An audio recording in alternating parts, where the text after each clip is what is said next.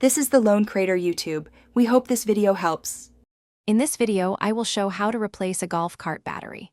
Start by parking on level ground and engaging the parking brake to prevent movement. Turn off the controller and remove keys to disable electrical systems.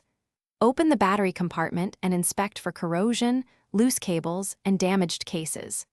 Gather tools, a wrench set, and a battery tarp for safe handling before proceeding to disconnect cells.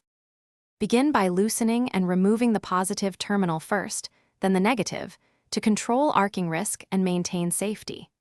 Detach hold downs and carefully lift batteries from the tray using safe lifting techniques and a second person when needed. Inspect tray and cables for corrosion and clean with a baking soda solution if required.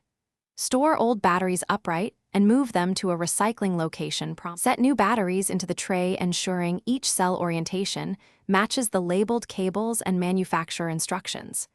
Reinstall hold downs to prevent movement and reconnect the negative terminal first, then positive, keeping connections clean and secure. Check total, pack voltage, and ensure the charger recognizes the new battery before closing the compartment.